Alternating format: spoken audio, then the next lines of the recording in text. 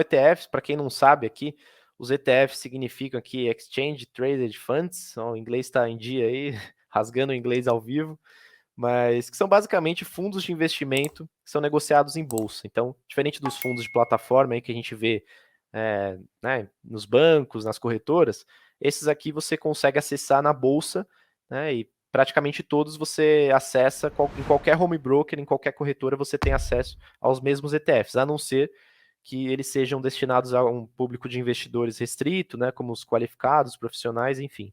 Mas, via de regra, qualquer home broker tem acesso aos ETFs, e aí eles têm uma gestão passiva, ou seja, o gestor ele não o gestor não está ali ativamente, né, fazendo aquele trabalho de gestão, então por isso que normalmente também a taxa dos ETFs de administração e gestão é muito menor do que um fundo comum, né, vamos dizer assim, e ele vai seguir um índice de referência. Então, como a gente está falando aqui, dando o exemplo da renda fixa, existem o IMAB11, o B5P211, que refletem alguns índices, só que ele pode ser atrelado também a outras classes de ativos, como as ações, né, eu deixei aqui embaixo, os fundos imobiliários, renda fixa, tem ETF de commodities, tem moedas, tem ETF de tudo hoje, se você pesquisar, tem ETF de não só de classe de ativo, mas dentro das classes você tem ETFs temáticos. Então, tem ETF de tecnologia, tem ETF que só investe em empresa chinesa, tem de tudo, assim. Existe até um ETF que chama Guru 11, que ele basicamente replica ali onde os maiores investidores estão investindo. Então, assim, existe tudo hoje em dia. Eu acho que é bom e ruim ao mesmo tempo, porque ao mesmo tempo que você dá acesso a várias alternativas de investimento, você também dá acesso a várias alternativas de investimento que são muitas vezes, não vou dizer ruins, mas assim, desnecessárias, né? E o Adilson até falou aqui no comentário, acho que ele resumiu muito bem. ETF é igual a cesta de ativos. Então, qualquer ETF que você pegar, ele vai seguir um índice, né? E esse índice, geralmente, é uma cesta de ativos. Então, você tem ações lá, você tem o BOVA11, que é o ETF talvez o mais famoso hoje do Brasil. Ele vai seguir o índice Ibovespa. E o que é o Ibovespa? O Ibovespa é basicamente uma cesta de ações que são negociadas ali com alguns critérios dentro da Bolsa Brasileira, da B3. Então é basicamente isso, a Adilson resumiu bem aqui. Então, sabendo o que é um ETF, eu coloco aqui os ETFs listados de renda fixa, eu peguei hoje lá na B3, então qualquer um desses ETFs aqui você consegue negociar pelo seu home broker, né, a não ser que ele tenha alguma limitação ali na corretora, mas via de regra você consegue. Até destaco aqui que além desses ETFs que são locais, existem mais 14 BDRs que replicam ETFs internacionais. Então você tem ETFs também internacionais de renda fixa, só que aqui no Brasil você só consegue acessar eles via BDR, que é basicamente você comprar uma ação da Apple, né, que não é negociada aqui no Brasil, mas você consegue acessar comprando um BDR. É a mesma coisa com ETF de renda fixa internacional. E aí os nacionais, eu até separo aqui acho que no próximo slide tem, para a gente ver os dados deles. A gente tem basicamente 8 opções, né? E aí por que só 8, né? Porque não faz sentido, talvez, você ter dois ETFs com o mesmo que replicam o mesmo índice. Né? Porque por que você vai ter dois ETFs que replicam, por exemplo, o IMAB, se um já é muito bem representado? Né? Não, acho que não faz sentido nem para quem está criando o ETF, nem para quem vai comprar aquele ativo, né, em questão. E aí eu coloquei aqui alguns dados desses 8 ETFs, na verdade aqui tem 7, porque o DEB11, que é vou até voltar aqui para vocês verem, o primeiro aqui, o DEB11, que é o BTG Pactual Teva Debentures DI, fundo de índice, que é basicamente um índice que segue, né, uma cesta de debêntures atreladas ao CDI, criado aí pelo BTG Pactual, junto com a Teva Índices, que é uma empresa bastante forte nesse segmento. Ele não está aqui porque ele é novo, tá? Então acho que assim não deve ter 6 meses de criação esse ETF, esse índice, né?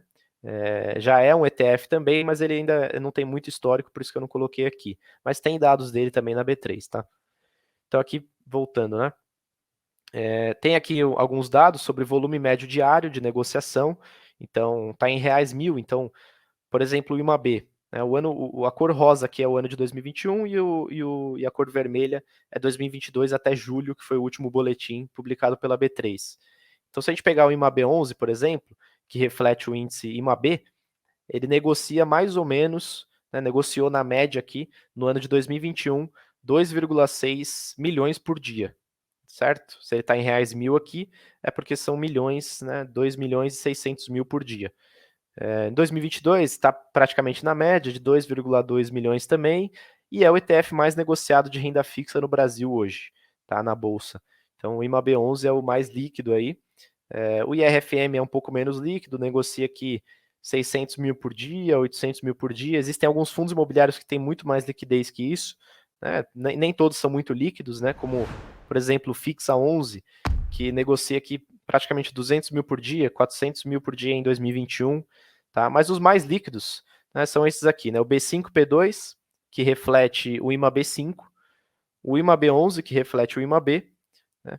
Esse IMBB, ele reflete também o IMAB, só que ele é de uma outra gestora, então entre as duas eu acho que o IMAB faz mais sentido pelo tamanho, né, pelo tamanho da negociação, né, pela liquidez, e o IRFM, que representa aqui os pré-fixados, negociam quase 1 milhão por dia aqui na média.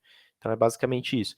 E aí o patrimônio líquido deles, aqui já está em reais milhões, então o IMAB11 tem 2 bi de patrimônio, enquanto que o IB5M11 tem 1 bi e assim por diante. Tá? O menor aqui, na realidade, em termos de patrimônio, é o Fixa 11, que é um ETF que não é tão conhecido, né? Ele replica aí um índice pré-fixado, não é o IRFM, mas é um outro índice pré-fixado.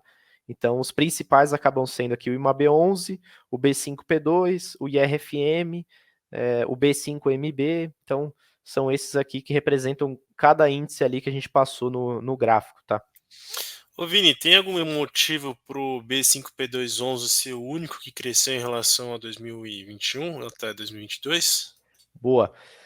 Então, assim, o motivo, né, basicamente é porque muita gente comprou esse ano e eu acho que compraram certo, né, que foi justamente o comentário aqui do Davidson, né, acho que era a dúvida do Davidson, porque nesse ano, assim, muitas das recomendações foram de inflação curta, né, e se a gente pegar a performance de alguns títulos nos últimos 12 meses, numa janela menor, dentre inflação curta e inflação longa, ou até mesmo média, a inflação curta, que seria até 5 anos, saiu vencedora.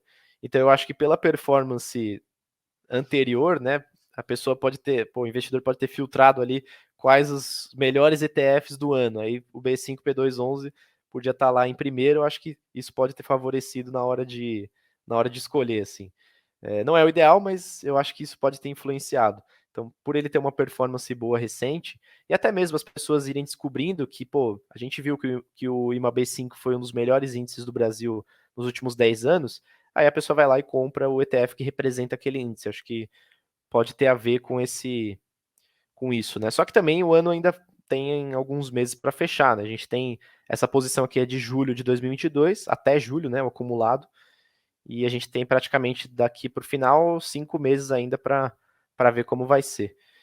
Eu espero que ultrapasse todos, né? Pelo menos o IMAB, o IRFM, eu acho que dá para ultrapassar aí. Então vou voltando. Aqui, assim, aqui eu quero passar só os principais riscos e acho que não tem muito segredo, porque são os mesmos da renda fixa, né? Acho que, como eu disse, tem algumas particularidades na hora de você investir em um ETF ou em um título direto, né, de renda fixa, seja ele privado ou público, mas no fim os riscos são os mesmos, né? Você tem o risco de mercado, várias variáveis ali macroeconômicas influenciando esse tipo de risco. O risco de liquidez, então no ETF eu acho que é até um pouco. Na verdade, nos dois existem, mas no ETF, por exemplo, você tem alguns fundos que não tem tanta liquidez, então pode ser um risco na hora de você precisar vender, né, uma posição, se você tiver muito dinheiro ali investido. O risco de crédito, no caso da família IMA, que a gente mostrou aqui, como são de títulos públicos, você não tem tanto risco de crédito. Só que existem ETFs também de títulos privados, né? No Brasil não são muito famosos, né? Não são muito comuns. Um exemplo é o DEB11, que eu falei lá do BTG Pactual, que criou recentemente, e ali tem o risco de crédito. Apesar de você ter vários títulos ali dentro, que você não tem um que representa uma parcela muito grande daquele ETF como um todo, você tem risco de crédito porque o ETF investe em títulos privados. Então, diferente dos títulos emitidos pelo governo, você tem um risco maior ali. e no fim o risco de reinvestimento, que acho que para todos os ativos de renda fixa você tem. Né? Aqui um pouco menos, porque você não tem a questão do prazo e você também não recebe juros nos ETFs. Né? Os juros que são recebidos pelos títulos, os ETFs eles reinvestem como qualquer outro ETF hoje. Né? Então é basicamente isso de riscos, acho que são os mesmos da renda fixa, com algumas diferencinhas ali, porque o operacional do produto no dia a dia é um pouco diferente, mas é basicamente isso, assim. E acho que para finalizar, antes de responder aqui o Adilson, na verdade podemos responder ele antes, para quem foca em dividendos, ETFs ou BDR são boas opções? Então, o BDR, se eu não me engano, você recebe dividendo normalmente, só que o ETF não. Então, acho que para receber dividendos, né, apesar do ETF reinvestir e você conseguir capturar esse efeito, eu acho que um BDR seria uma melhor opção. Aqui posso estar um pouco enganado aqui, mas falando de bate-pronto seria isso. Se eu tiver errado, depois eu trago também a correção, mas eu acho que é isso. E aí, para finalizar, qualquer ativo de renda fixa você vai ter que tomar 3 decisões. A primeira é sobre o indexador que você vai se expor. Então, dentro da renda fixa você tem 3. O número mágico da renda fixa é 3, tá? Vocês vão ver. Você tem 3 decisões, e dentro da primeira você tem 3 opções, que seria um título pós-fixado, um título pré-fixado ou indexado à inflação. No caso dos ETFs, são representados por índices. A segunda decisão também tem 3 opções, que seria o prazo, né? Se você vai comprar um título curto, médio ou de longo prazo, isso faz diferença, como o próprio Davidson trouxe aqui, o IMAB5 oscilou menos por causa da duration dele, por causa do prazo médio dele, então eles se comportam diferentes entre si. E por fim, você decide sobre o emissor, que é basicamente decidir para quem você vai emprestar aquele dinheiro. Se vai ser para o governo, né, ou se vai ser para um banco ou empresa, que também são 3. Então vocês veem que tem 3 decisões e cada decisão aqui tem 3 opções para você decidir.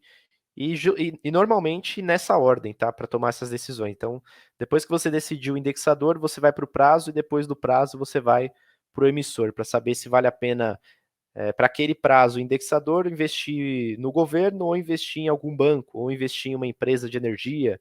Então, você toma essa decisão aí no final. Beleza?